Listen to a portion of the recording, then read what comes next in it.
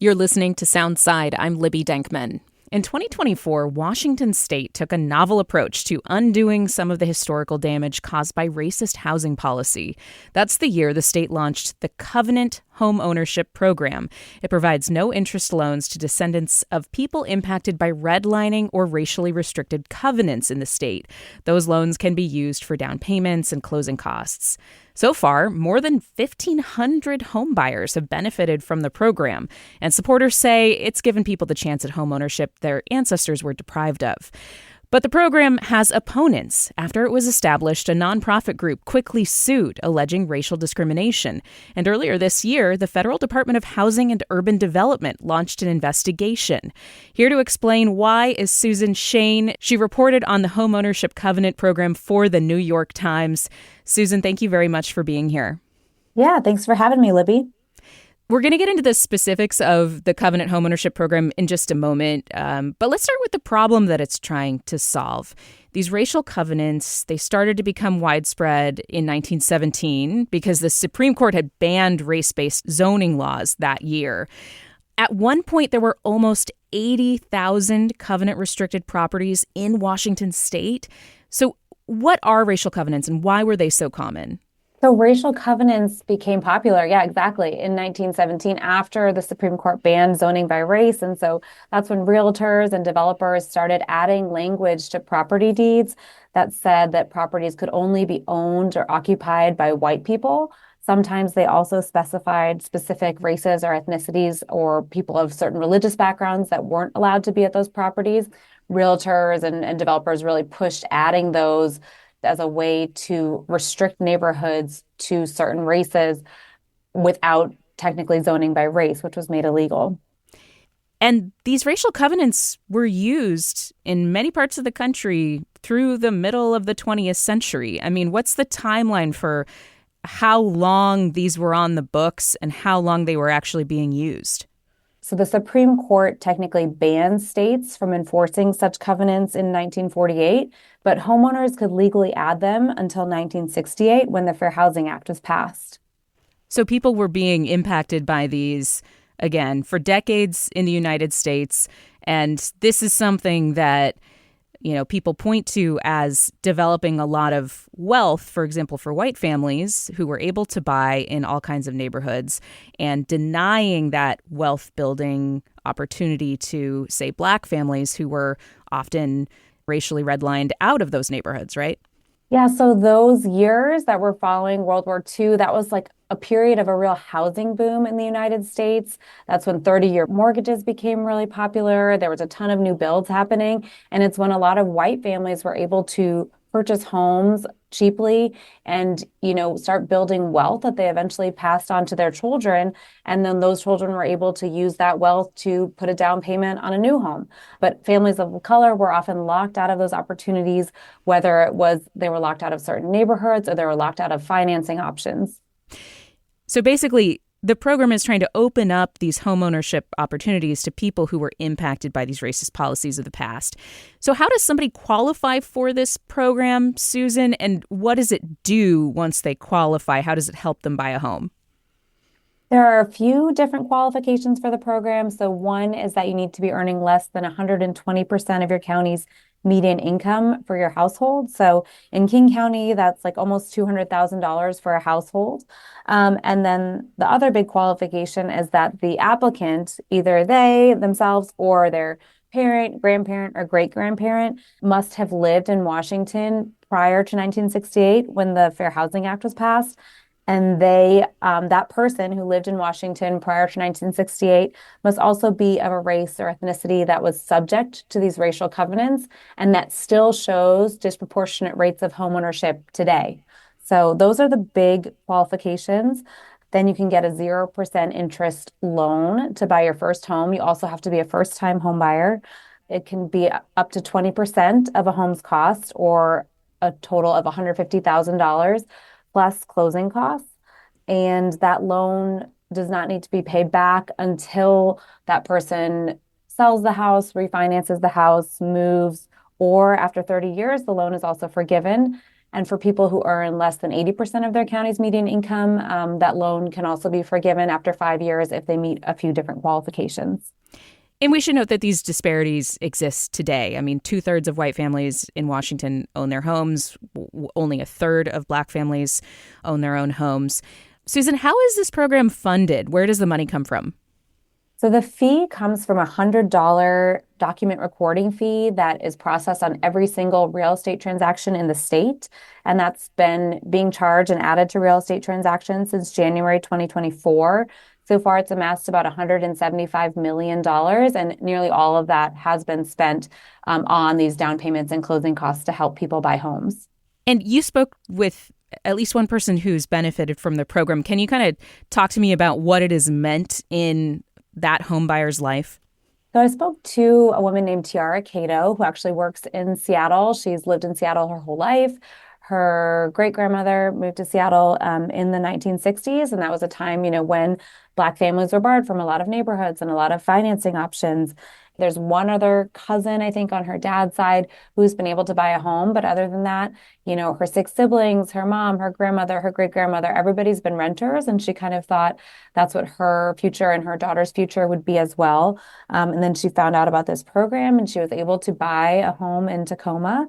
And she just said it's just been unbelievable. Like, she spoke about her daughter running up and down the halls, and she's actually expecting another child very soon, and how she's going to be able to bring that baby home from the hospital to a place that she owns, which is not something that very many people in her family have done. And she's just so excited to be building equity and be building a future for them.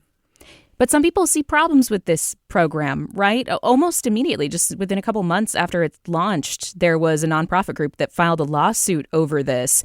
What were they alleging here was wrong with the Covenant homeownership program?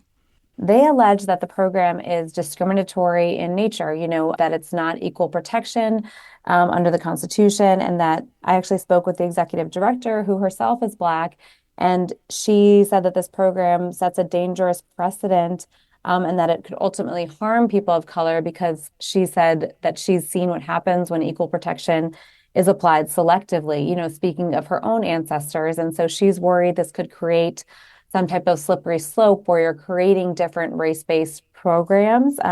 And she was really clear that she believes, and Fair for All, the organization that she heads, does support the government helping first-time homebuyers, but she wants the program to be for anybody under a certain income level and not have race to not have anything to do with it. Because right now, just to re-up what you were talking about with the rules of the program, in order to qualify, your relative had to have been of a race that was subject to a racial covenant. She's saying because it's not open to white people that it would be discriminatory.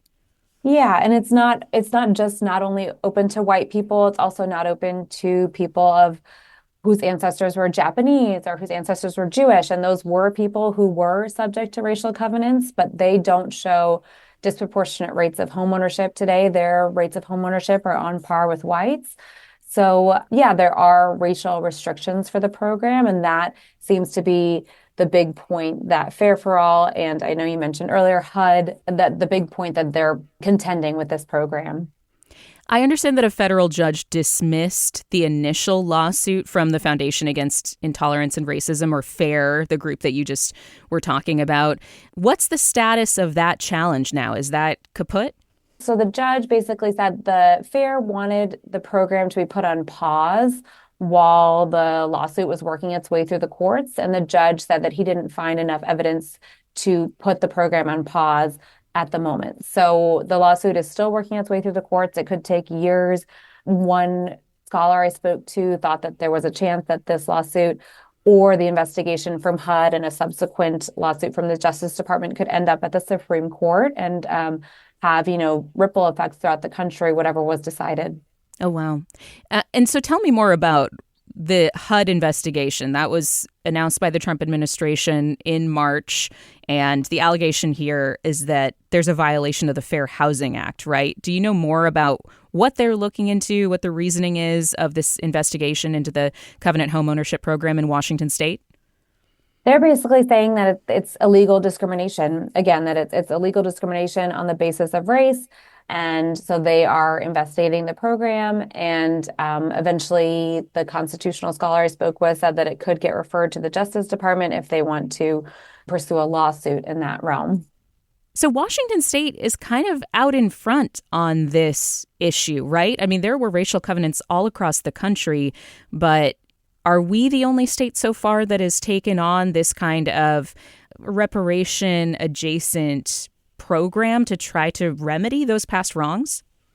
Exactly. I mean, there's really not a lot of other forerunners for this program. So there was a program in Evanston, Illinois, that was offering $25,000 each to Black residents who lived in the city between 1919 and 1969 or had ancestors who did, kind of as reparations for redlining. It was really hard for me to get in touch with the city of Evanston. I tried so many different ways, but they would not really confirm or deny whether the program is ongoing because they are currently being sued for discrimination, and the Justice Department also recently announced an investigation as well. So they were very hesitant to talk. I couldn't get anybody to confirm or deny anything. But basically, that program seemed to be the biggest forerunner to this program. But Washington's program is definitely the first statewide program of its kind. I mean, we should say that this is all happening in the context of the Trump administration going after diversity programs in all walks of American life, in, universities, in the public sector, in the private sector. This is something that they have really set their target on. And so to have Washington State start this program around the time of Trump being reelected in 2024, it seems like it was inevitable that there would be this collision between the administration and what Washington is trying to do. What do you think about that?